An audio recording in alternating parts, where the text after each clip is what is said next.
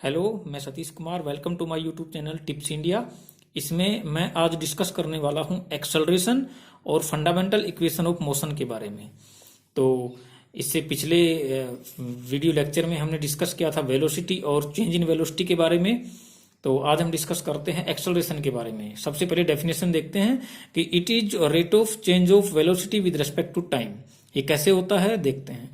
मान लीजिए कोई ऑब्जेक्ट है यहाँ P1 पोजीशन पर और कुछ टाइम बाद वो पहुंच गया किसी पोजीशन P2 पर। यहां इसकी वेलोसिटी है, मान लो कुछ वेलोसिटी है इसकी इस साइड, मान लो v1, और टाइम है यहाँ t is equal to t1। ठीक है, कुछ टाइम बाद वो पहुंच गया फाइनली यहां, इसकी वेलोसिटी होगी इस साइड मान लो कुछ v2 और टाइम होगा t is equal to t2। ठीक है, तो यहां से मैं ये पता कर सकता हूं कि डेल v क्या होगा या चेंज इन वेलोसिटी क्या होगी। यहां से चेंज इन वेलोसिटी होगी v2 माइनस v1, और डेल t क्या होना चाहिए, टाइम होना चाहिए। चेंज इन टाइम क्या होना चाहिए, t2 माइनस t1, यानी कि final time minus initial time, तो क्या हो गया चेंज इन टाइम। तो यहां से मैं ये पता कर सकता हूं कि एक्सेलरेशन क्या होगा या एवरेज एक्सेलरेशन क्या होगा। तो एक्सेलरेशन क्या होता है, change in velocity with respect to time. तो change in velocity with respect to time का मतलब del v by del T, del v by del T. तो ये आपका एवरेज एक्सेलरेशन हो गया। ठीक है, इसकी जो यूनिट होगी वो होगी मीटर पर सेकंड स्क्वायर, मीटर पर सेकंड स्क्वायर इसकी यूनिट होगी। अब अगर हम देखते हैं इंस्टेंटेनियस एक्सेलरेशन क्या होता है, इंस्टेंटेनियस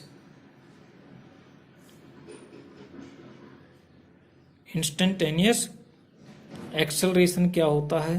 तो इंस्टेंटेनियस वेलोसिटी हमने पढ़ी थी, कुछ वैसे ही इंस्टेंटेनियस एक्सेलरेशन होगा। यहां से इंस्टेंटेनियस एक्सेलरेशन का मतलब क्या हो गया कि जो टाइम चेंज इन टाइम है वो करेगा टेंड्स टू जीरो। मतलब यहां से क्या हो गया कि जब del T tends to zero है तो हम ये बोल सकते हैं कि T2 will also tends to T1, क्योंकि हमें पता है कि del t is equal to होता है T2 माइनस T1। अगर ये del T tends to zero करेगा तो T2 will also tends to T1।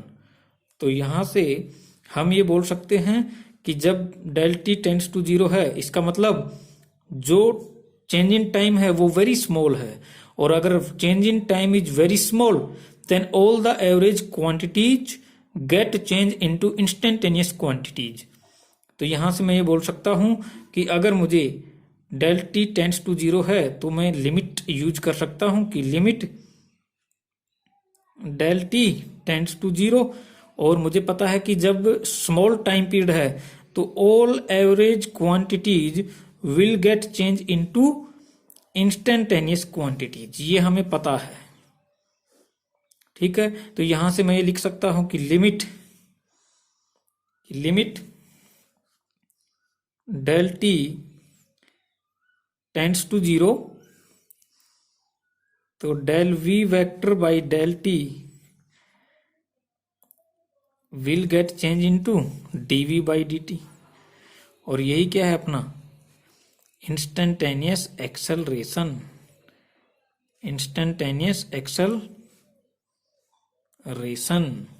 तो ये आ गया आपका इंस्टेंटेनियस एक्सेलरेशन। और अब हम बात करते हैं फंडामेंटल इक्वेशन ऑफ मोशन के बारे में। उसके बाद हम इसके कुछ 1 2 3 क्वेश्चन करेंगे, और उसके अगले वीडियो लेक्चर में हम डिस्कस करेंगे फिर equation of motion at constant acceleration. तो अभी करते हैं हम फंडामेंटल इक्वेशन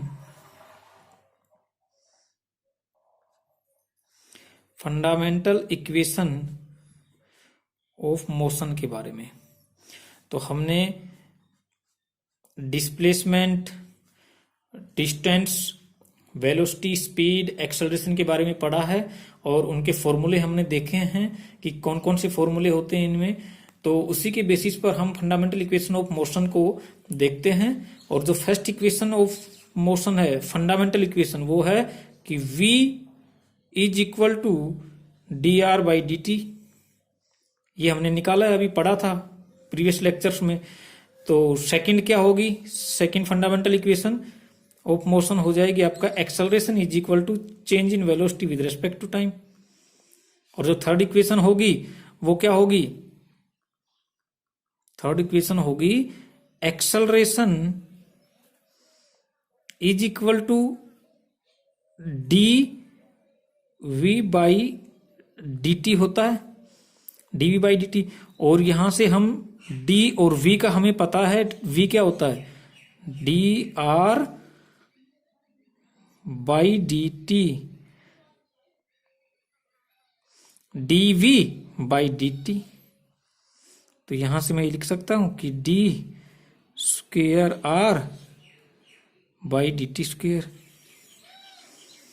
ये थर्ड इक्वेशन होगी इसकी। और फोर्थ इक्वेशन देखते हैं तो क्या होगी।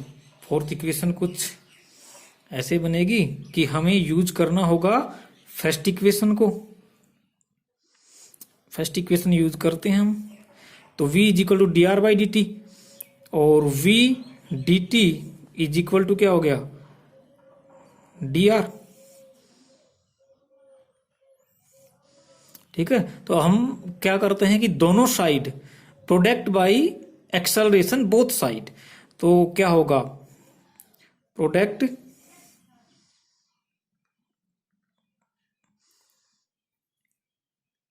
A both side. तो क्या होगा देखें, a v d t is equal to a d r. और यहां से हम एक्सेलरेशन को क्या लिख सकते हैं, d v by d t dot v d t is equal to a dot t r. यहां से डी टी से डी टी कैंसिल, और जो इक्वेशन आई वो आ गई v d v is equal to a d r. ये है आपकी fourth equation of motion which is fundamental. तो अब हम क्वेश्चन करते हैं इनसे रिलेटेड कुछ। तो देखिए क्वेश्चन कुछ इस टाइप से है कि if the coordinates of a particle change with time as x is equal to 2t square minus 5t और y is equal to t square by 2, तो find the velocity and acceleration of particle at end of fourth second. तो इसको solve करते हैं। तो सबसे पहले हमें पोजीशन वेक्टर देखना होगा या हमें डिस्प्लेसमेंट वेक्टर देखना होगा, इसका क्या होगा। तो डिस्प्लेसमेंट वेक्टर हमें पता है कि x और y दिया हुआ है हमें, और डिस्प्लेसमेंट वेक्टर हम कैसे देखते थे, देखिए ऐसा कुछ था, हमने पढ़ा था पहले कि एक्स आई कैप प्लस वाई जे कैप, कुछ पढ़ा था ऐसा। तो यहां से हम ये बोल सकते हैं कि x की जगह क्या है, 2t स्क्वेयर माइनस 5t आई कैप प्लस है T square by 2 j cap, T square by 2 j cap, ये ठीक है। तो यहां से डिस्प्लेसमेंट वेक्टर हमें पता है कि ये है। और डिस्प्लेसमेंट वेक्टर से अगर मुझे डिस्प्लेसमेंट से वेलोसिटी निकालनी हो या पोजीशन वेक्टर से मुझे वेलोसिटी निकालनी हो तो मैं कैसे निकालता था, बताओ कि v इज इक्वल टू क्या होता, d r by d t. It means differentiation of r with respect to t. तो हम ऐसे निकाल सकते हैं इसका differentiation with respect to t, क्या होगा 4t minus 5 i cap plus इसका डिफ्रेंशिएशन क्या होगा, इसका डिफ्रेंशिएशन हो जाएगा अपना t j cap, t j cap, क्योंकि स्क्वेयर आगे आएगा तो 2t बाई 2 हो जाएगा। तो 2t बाई 2 का मतलब क्या हो गया, टी जे कैप। तो ये आपकी वेलोसिटी आई है। और वेलोसिटी को आप अगर फोर्थ सेकंड पे देखते हो, फोर्थ सेकंड पे, तो क्या होगी फोर्थ सेकंड पे? इसकी वेलोसिटी हो जाएगी फोर्थ सेकंड पे कुछ ये, यहां पर टी की जगह 4 रखो तो 16 माइनस 5 आई कैप प्लस ये प्लस 4 जे कैप। और इसका अगर आप मैग्नीट्यूड लेते हो तो मैग्नीट्यूड का फॉर्मूला क्या था? ये था 11 प्लस 4 का स्क्वायर इज इक्वल टू कितना हो गया? 11 स्क्वायर 121 और 4 स्क्वायर 16, तो 137। तो इसका फोर्थ सेकंड पे अगर देखते हो तो कितनी आई वेलोसिटी? √137। ठीक है। अगर एक्सेलरेशन निकालते हो तो एक्सेलरेशन का फॉर्मूला क्या था? एक्सेलरेशन का फॉर्मूला कुछ था dv/dt, और dv/dt हमें पता है ये है अपना v। तो v यहां से हम ले सकते हैं, इसका डिफरेंशिएशन कर सकते हैं 4t - 5 i cap plus T j cap. इसका डिफरेंशिएशन करेंगे तो क्या आएगा? 4 आई कैप प्लस जे कैप। ठीक है। ये इसका मैग्नीट्यूड निकालते हो तो एक्सेलरेशन का मैग्नीट्यूड निकालते हो तो क्या होगा? √4 स्क्वायर प्लस 1 स्क्वायर, और ये कितना आ जाएगा? 17 का रूट। ये इसका एक्सेलरेशन हो गया। तो ऐसे हम इन फंडामेंटल इक्वेशन ऑफ मोशन को यूज में लेते हैं। और इनसे पहले हमने जो ये चीजें पढ़ी थी, एक्सेलरेशन, वेलोसिटी, डिस्प्लेसमेंट वगैरह, उन सब का यूज हम लेते हैं ऐसे क्वेश्चन में और सोल्व करते हैं। तो अब लेते हैं अगला क्वेश्चन। तो ये है अपना next question. The coordinates of a body projected in air varies with time, x is equal to 80 and y is equal to bt minus ct square by 2. Then find the relation between average and instantaneous acceleration. यानी हमें average और instantaneous acceleration के बीच में relation पता करना है। तो हम सबसे पहले एवरेज एक्सेलरेशन निकाल लेंगे और या फिर इंस्टेंटेनियस एक्सेलरेशन निकाल लेते हैं, उसके बाद हम एवरेज एक्सेलरेशन निकाल लेंगे। तो यहां से हम जानते हैं कि जो r वेक्टर है वो कितना है अपने पास? 80 है, क्योंकि x क्या है? 80 आई कैप प्लस y क्या है? y है bt minus c t square by 2 j cap. ठीक है। तो एक्सेलरेशन या वेलोसिटी इसकी क्या होगी? एक्सेलरेशन निकालने के लिए हमें वेलोसिटी चाहिए और फिर उसके बाद में हम एक्सेलरेशन निकाल सकते हैं। तो वेलोसिटी क्या होगी? इंस्टेंटेनियस एक्सेलरेशन या इंस्टेंटेनियस वेलोसिटी का फॉर्मूला हमें पता है। वो क्या होता है वेलोसिटी का फॉर्मूला? dr/dt। तो इसका हम डिफरेंशिएशन करेंगे 80 I cap plus this one J cap. तो इसका डिफरेंशिएशन करेंगे तो क्या होगा? a आई कैप प्लस, इसका करेंगे तो डिफरेंशिएशन क्या होना चाहिए? इसका डिफरेंशिएशन क्या होना चाहिए? आपको पता है यहां से bt minus c t square by 2 है, तो इसका डिफरेंशिएशन क्या होना चाहिए? b माइनस सी टी, क्योंकि इसका डिफरेंशिएशन क्या होगा? सी टी स्क्वेयर बाई 2 का क्या हो जाएगा? 2ct/2, तो 2 से 2 कैंसिल। तो यहां से इसका डिफरेंशिएशन क्या होगा? b minus c T j cap. और अगर एक्सेलरेशन निकालते हैं इंस्टेंटेनियस एक्सेलरेशन तो क्या होना चाहिए? dv/dt, और dv/dt का फॉर्मूला हमें पता है, तो इसका डिफरेंशिएशन करते हैं ए आई कैप और दिस वन जे कैप का। तो क्या होना चाहिए इसका ये तो हो जाएगा आपका 0, और ये क्या हो जाएगा? माइनस सी, ये क्या हो जाएगा? माइनस सी। तो माइनस सी जे कैप आपका आ गया एक्सेलरेशन, इंस्टेंटेनियस एक्सेलरेशन। तो इसका फॉर्मूला हमें पता है और इससे हम निकाल सकते हैं इंस्टेंटेनियस एक्सेलरेशन,